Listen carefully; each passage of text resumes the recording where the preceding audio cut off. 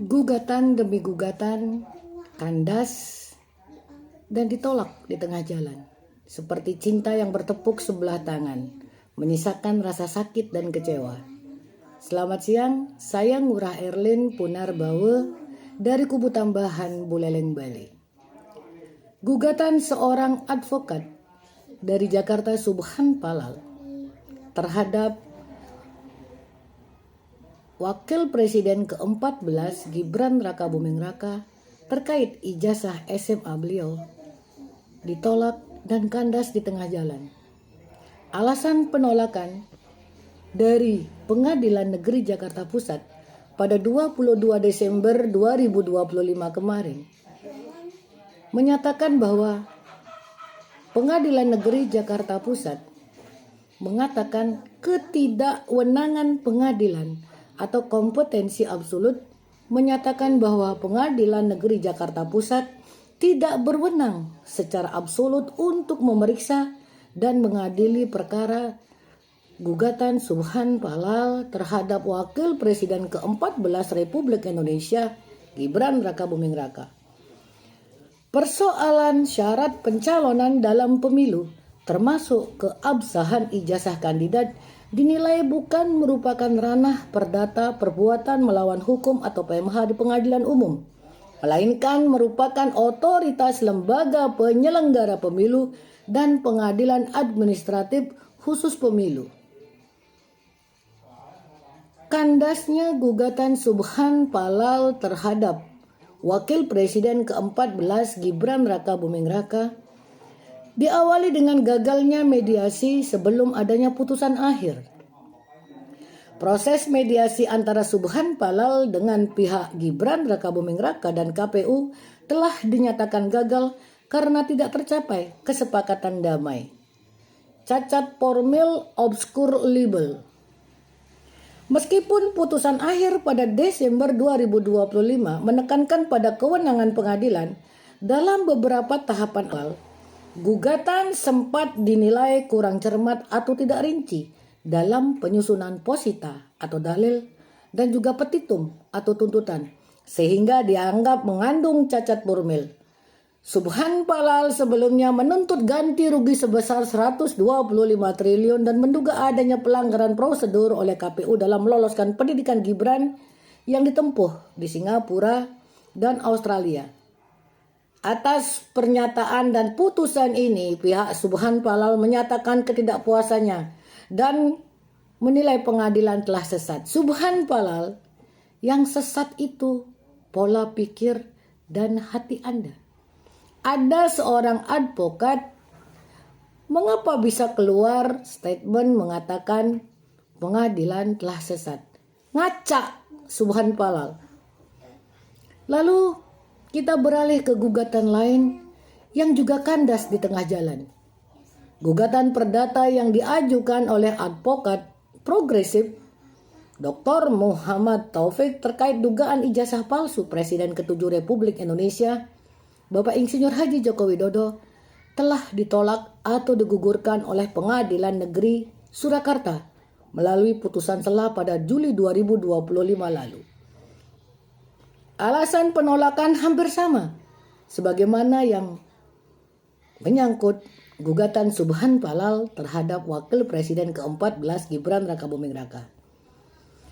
Gugatan Dr. Muhammad Taufik, akun TikToknya advokat progresif, ditolak karena majelis hakim mengabulkan eksepsi atau keberatan dari pihak tergugat Joko Widodo karena alasan-alasan sebagai berikut. Kewenangan absolut Pengadilan Negeri Surakarta menyatakan tidak berwenang secara absolut untuk mengadili perkara tersebut karena gugatan perdata dianggap tidak relevan dengan objek sengketa ijazah yang dianggap bukan menjadi ranah hukum perdata biasa. Misalnya tidak ada perjanjian kontrak antara penggugat dan tergugat terkait ijazah. Dan yang paling penting dalam hal ini adalah penggugat tidak memiliki legal standing. Pihak tergugat berargumen bahwa Muhammad Taufik tidak memiliki kedudukan hukum legal standing untuk mengajukan gugatan tersebut. Dan kemudian yang paling krusial dalam hal ini adalah objek gugatan yang berbeda. Dalam penolakan gugatan intervensi, Hakim juga mengatakan bahwa objek hukum yang disengketakan berbeda dengan kepentingan hukum penggugat intervensi, di mana gugatan berfokus pada ijazah Jokowi secara pribadi, bukan ijazah alumni SMA secara umum. Ada tendensi yang bersifat subjektif dari Dr. Muhammad Taufik. Meskipun Pengadilan Negeri Surakarta tidak menyatakan, sejak awal saya mengatakan kepada Dr. Muhammad Taufik, Anda memiliki tendensi yang jahat terhadap Presiden ke-7 Republik Indonesia, Presiden Insinyur Haji Joko Widodo. Lalu Dr. Muhammad Taufik mengatakan akan mengajukan banding. Selamat berjuang lagi. Dr. Muhammad Taufik, teruslah berjuang. Sampai mulut Anda tidak bisa lagi keluar-keluar, Dr. Muhammad Taufik. Lalu yang terakhir, Komisi Informasi Pusat menolak seluruh permohonan penyelesaian sengketa informasi yang diajukan oleh Bona Tuna Silalahi terhadap Arsip Nasional Indonesia ANRI terkait arsip ijazah Presiden Joko Widodo. Penolakan dari Komisi Informasi tersebut disampaikan dalam sidang putusan sengketa informasi pada Rabu 3 Desember 2025 lalu. Majelis Komisioner KIP menolak permohonan Bona Tuna dengan pertimbangan bahwa informasi berupa salinan dokumen ijazah yang diminta tidak dikuasai atau didokumentasikan oleh ANRI melainkan oleh Komisi Pemilihan Umum. Kuasa hukum Bona Tuna Silalahi menyatakan kecewa dengan keputusan tersebut dan berencana akan melanjutkan proses hukum ke Pengadilan Tata Usaha Negara.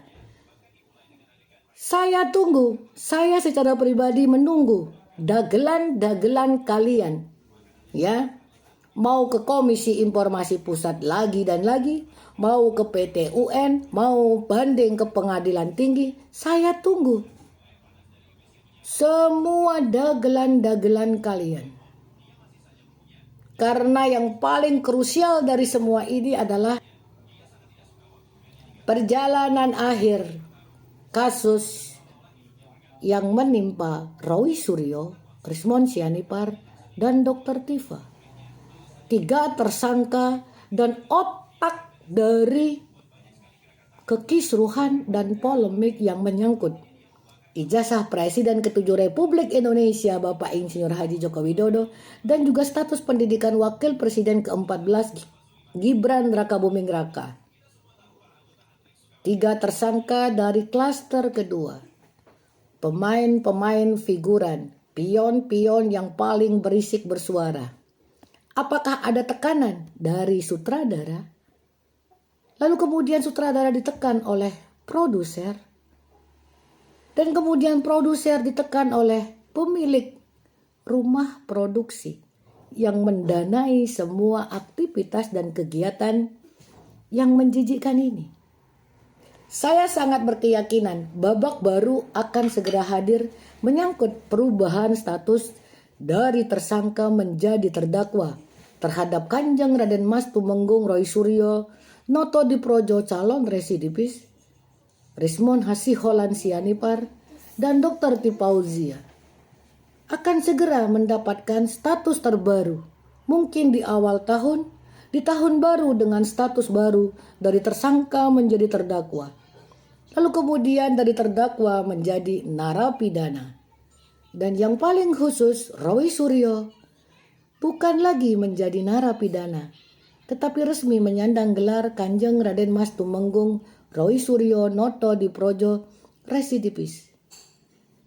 Dan satu persatu penyandang dana, otak, sutradara, produser akan muncul satu persatu seiring bergantinya status dari tersangka menjadi terdakwa, dari terdakwa menjadi narapidana. Disitulah sutradara, produser, dan penyandang dana pasti akan muncul. Kebenaran akan menemukan jalannya. Selamat siang, saya Murah Erlin Punarbawa dari Kubu Tambahan, Buleleng, Bali.